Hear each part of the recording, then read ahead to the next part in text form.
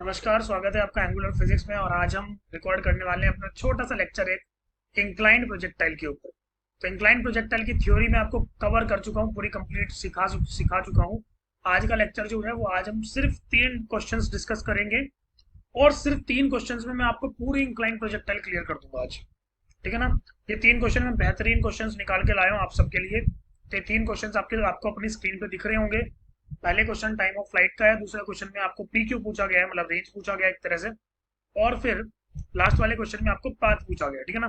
तीनों क्वेश्चन का हम विश्लेषण करेंगे पूरा, अच्छे सॉल्व करेंगे। और ज्यादा लंबी वीडियो नहीं है, बहुत छोटी सी वीडियो, पूरा देखना ताकि आपको पूरा इंक्लाइन प्रोजेक्टाइल क्लियर हो जाए। ठीक है, चलो फिर स्टार्ट करते हैं विदाउट वेस्टिंग एनी टाइम। तब सबको पता ही है कि हमने टाइम ऑफ फ्लाइट और रेंज के फॉर्मूले कुछ ड्राइव किए थे, और वो दोनों फॉर्मूले मैंने यहाँ पे पेस्ट किए हुए हैं। टाइम ऑफ फ्लाइट का फॉर्मूला था हमारा 2u sin beta upon g cos alpha, where alpha was the angle of incline plane, और बीटा कौन सा एंगल था, इंक्लाइन प्लेन से ऊपर वाला एंगल। रेंज का फॉर्मूला क्या होता है, 2u square sin beta into cos alpha plus beta upon g cos square alpha. Great. तो अब हम सबसे पहला क्वेश्चन उठाते हैं। तो आपको सबसे पहला क्वेश्चन दिख रहा होगा कि आपका पहला क्वेश्चन जो है, so first part of the question, पहला क्वेश्चन, सबसे पहले पहला क्वेश्चन देखते हैं फटाफट। तो भाई पहले क्वेश्चन में बोला गया find the time of flight of the projectile thrown horizontally with speed of 10 metre per second. ध्यान से देखो, find the time of flight of the projectile thrown horizontally with speed of 10 metre per second from the long incline plane which makes an angle of 45 degree with the horizontal. ओहो, इसका मतलब ऐसा बोल सकते हो आप कि let we have a incline plane like this, इसका एंगल है 45 डिग्री, और आपने यहां से मान लो किसी प्रोजेक्टाइल को ऐसे हॉरिजॉन्टली फेंक दिया। तो अगर आपको पता है ये जेड फॉर्म बन रही है, तो क्या ये ऑल्टरनेट एंगल ये भी 45 डिग्री हो जाएगा। तो अगर आपने किसी बॉडी को फेंक दिया 10 मीटर पर सेकंड से ऐसे हॉरिजॉन्टली, तो आपसे पूछा गया what will be the time of flight. ओहो, तो टाइम ऑफ फ्लाइट निकालने के लिए मैं क्या करता हूँ, सबसे पहले बेसिक सोचते हैं। फॉर्मूला मत यूज करो एकदम, पहले बेसिक सोचते हैं। सोचो एक बार कि मैंने आपको बताया था कि जब भी ऐसा होगा तो आप क्या करोगे, एक्स एक्सिस को मानोगे, this will be your x axis and this will be your y axis, yes or no। अगर ऐसा है तो 10 के 2 कंपोनेंट करते हैं, एक जाएगा इधर की तरफ tan cos 45 डिग्री, और एक जाएगा इधर की तरफ tan sin 45 डिग्री। हाँ है ना, इज इट गुड, ग्रेट। तो आपको पता लग गया कि आपका ux आ गया tan cos 45 मतलब 10/√2, और uy भी आ गया 10/√2। ठीक है, अब ग्रेविटी के 2 कंपोनेंट होते हैं, आपको पता ही है। अगर ग्रेविटी ऐसे नीचे की तरफ एक्ट कर रही है तो एक कंपोनेंट इधर की तरफ जाएगा, जी कॉस 45 मतलब 10/√2 बोल सकता हूँ मैं इसको भी, और जी साइन 45 ये भी 10/√2। ठीक है, अब आपको पता है कि this is along x axis, तो ए एक्स की वैल्यू आ गई प्लस का 10/√2, लेकिन ए वाई की वैल्यू जो आएगी वो वाई एक्सेस के उल्टा है, that is y a y will be equal to minus 10/√2। और आपको पता है कि जब आप टाइम ऑफ फ्लाइट निकालते हो तो which concept you apply, that your y displacement will be zero for the time of flight, yes और नो। क्योंकि बॉडी अगर ये जो प्रोजेक्टाइल है ये आगे गिरेगी तो यहीं पे ना, तो ऑब्वियस सी बात है your y displacement will be zero. तो if y displacement is zero then apply the equation y equals to u y into t plus half of a y into t square। y is zero, what is u y, it is 10/√2 into t plus half of minus 10/√2 into t square। Please t को common ले लो आप, तो क्या बचेगा बताओ जरा एक बार, minus का 5/√2 इंटू टी और प्लस का 10/√2 इक्वल टू जीरो। तो अगर मैं इसको इस अंदर वाले ब्रैकेट को इक्वल टू जीरो रखूंगा तो माइनस का 5/√2 टी इक्वल टू माइनस का 10/√2, √2 से √2 छम्मा छम्मा, तो टाइम ऑफ फ्लाइट की वैल्यू आ गई 2 सेकेंड्स। क्या यहाँ तक की बात सबको समझ में आ गई। ऐसे करके आप क्वेश्चन को सॉल्व कर सकते हो। मैं बार बार बोल रहा हूँ इंक्लाइन प्रोजेक्टाइल के फॉर्मूले लर्न करने की कोशिश मत करना, नहीं तो भूल जाओगे। और अगर तुमने फॉर्मूला थोड़ा सा भी गलत लगा दिया तो फिर पूरा आंसर गलत आ जाएगा, समझ में। तो दैट इज वाई आप कंसेप्ट को ध्यान से पढ़ो, आपको फॉर्मूला नहीं रटना इसको। ठीक है, चलो गए, टाइम ऑफ फ्लाइट समझ में आ गया, पहला क्वेश्चन क्लियर है सबको। चलो दूसरे पे आते हैं, दूसरे वाला पार्ट। दूसरे वाले में बोला is the time taken by the projectile to reach Q is capital T, मतलब आपको टाइम ऑफ फ्लाइट की बना capital T, okay. Then P Q will be, P Q will be, okay. तो क्या करेंगे, सबसे पहले पी क्यू निकालना है। पी क्यू का मतलब हमें क्या निकालना है, हमें ऑब्वियस सी बात है कि हमें सिर्फ और सिर्फ रेंज निकालना है। ठीक है, तो रेंज निकालने के लिए मैं क्या करूंगा, ध्यान सुनना।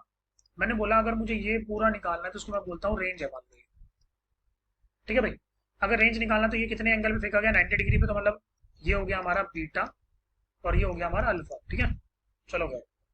अब ध्यान से देखो तो मैं बोलता हूँ कि उन्होंने वी वेलोसिटी ऐसे दी, वर्टिक मतलब 90 डिग्री पे दी ना, तो आप ऐसा बोल सकते हो कि अगर मैं इस सेकेंड पार्ट के लिए अगर मैं ऐसा इंक्लाइन प्लेन बनाऊं, तो let this angle is theta.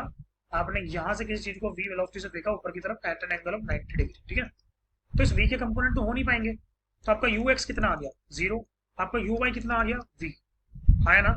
आपको पता है ना एक्स एक्सिस किधर की तरफ है आपका, your x axis is like this, और ये है हमारा वाई एक्सिस। ठीक है अपनी बात। तो यू एक्स आ गया जीरो, यू वाई आ गया वी। अब ए एक्स और ए वाई की तो आपको कहानी पता ही है कि अगर जी ऐसे रहेगा तो ये आएगा जी कॉस थीटा और ये आएगा जी साइन थीटा। तो मैं बोल सकता हूँ ए एक्स की वैल्यू आ गई जी साइन थीटा और ए वाई की वैल्यू आ गई जी कॉस थीटा माइनस में, क्योंकि वाई एक्सिस ऊपर की तरफ है और जी कॉस थीटा नीचे की तरफ है ना। गुड। अच्छा जी, अब आपको क्या निकालना, आपको निकालना रेंज। रेंज के लिए आपको क्या करना पड़ता है, एक्स का इक्वेशन लगाना पड़ता है। एक्स का इक्वेशन होता है you x T plus half of a x into t square. हाँ है ना। चलो सारी वैल्यूज को लगा देते हैं। एक्स क्या है, रेंज है, रेंज मुझे निकालना है। यू एक्स की वैल्यू कितनी है, zero into t plus half of a x की वैल्यू कितनी है बोलो, g sine theta into t square. तो मेरे हिसाब से आंसर आ रहा है g by two sine theta into t square. ऐसा कोई ऑप्शन है, बट ऐसा कोई ऑप्शन नहीं है क्योंकि उसमें उन्होंने आंसर पूछा आपसे वी की फॉर्म। ओके, इट मीन्स उन्होंने आपसे आंसर पूछा वी की फॉर्म में। ग्रेट। तो क्या करेंगे हम लोग, चलो चलो वाई की क्वेश्चन लगा दो एक बार। Y equals to u y t plus half of a y t square होता है ना। तो वाई डिस्प्लेसमेंट जीरो हो जाता है जब बाद में प्रोजेक्टर लाके नीचे गिर जाती है। Yes sir, y v u y कितना है, वी है into capital T plus half of what is a y, it is minus g cos theta ना, इंटू टी स्क्वायर। नहीं समझे, बोलो फटाफट, समझ में आया। गुड। अच्छा, ये बन जाएगा माइनस का v t equal to minus का half g cos theta into t square, है ना। ये बन जाएगा ना, ऑब्वियस सी बात है। बोलो फटाफट, जल्दी बोलो। अच्छा, हमें क्या चीज नहीं चाहिए अपने आंसर में, हमें चाहिए, हमें जी नहीं चाहिए, ग्रेविटी नहीं चाहिए। देखो ध्यान से, हमारे ऊपर वाले आंसर में जो है रेट का फॉर्मूला जो आ रहा है उसमें ग्रेविटी आ रही है, लेकिन उसने आंसर में ग्रेविटी नहीं दी है ना। तो हमें ग्रेविटी को एलिमिनेट करना है, तो मैं क्या करूंगा, ग्रेविटी की वैल्यू यहाँ से कैलकुलेट करूंगा। एक टी से एक टी कट जाएगा, तो ग्रेविटी आएगा two v upon t cos theta. मेरे हिसाब से ये आएगा, सुनो। तो इस ग्रेविटी की वैल्यू को मैं ऊपर पुट कर रहा हूँ। ध्यान से देखो, रेंज का फॉर्मूला क्या आया था हमारे पास अभी भी, रेंज का फॉर्मूला आया था तो g by two sine theta into t square, है ना, ये आया था ना। Okay, then put half sine theta into t square will be as it is. Yes, am I right? And then put the value of small g. What is the value of small g? It is 2v by t cos theta. T and t cancelled out, 2 and 2 cancelled out, एक बचा हमारा v, एक बचा t और एक बचा sine theta by cos theta tan theta. तो answer आया tv sine theta, tv tan theta, sorry. So D option is correct, इसका आंसर आया था 2 second. C option is correct. And the last part का answer वैसे आप देखने से भी बता सकते हो मुझे लग रहा है, क्योंकि आप इस वाले डायग्राम को देख लो और इस वाले डायग्राम को देख लो, इनमें से कौन सा डायग्राम ऊपर वाले डायग्राम से रिजेंबल हो रहा है, बोलो। उन्होंने पूछा कि अगर आपने किसी प्रोजेक्टर को 30 डिग्री पे फेंक दिया किसी भी इंक्लाइन प्लेन से, तो वो कौन सा पाथ फॉलो करेगी। ऑब्वियस सी बात है कि वो इंक्लाइन प्लेन पे जब भी फॉलो करेगी तो पैराबोलिक पाथ फॉलो करेगी। पहला वाला पाथ तो नहीं हो सकता क्योंकि सिमेट्रिकल तो नहीं रहेगा। ओके, सेकंड वाला पाथ हो सकता है क्या, एक बार चेक करो ऊपर वाला डायग्राम किससे रिजेंबल हो रहा है, तो आप बोलोगे डी ऑप्शन से। ऑब्वियस सी बात है ना, जब आप प्रोजेक्टर को फेंकते हो तो नीचे की तरफ उसका ज्यादा रेंज रहता है, ऊपर की तरफ कम रेंज रहता है। ठीक है, that is why D option is the correct answer. तो ये थे हमारे 3 क्वेश्चंस। मैंने 3 क्वेश्चंस को आपको बहुत ही एक्सप्लेन करके समझाया, डायरेक्ट फॉर्मूला नहीं अप्लाई किया। तो इन 3 क्वेश्चंस को मुझे लग रहा है बच्चों को समझ में आ गया होगा।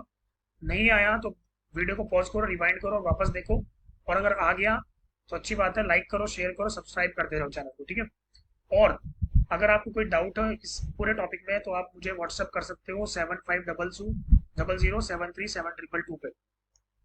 ठीक है, के नंबर मैं आपको कई जगह दे चुका हूँ, और इन सॉल्यूशंस का लिंक मैं आपको डिस्क्रिप्शन में डालता रहता हूँ।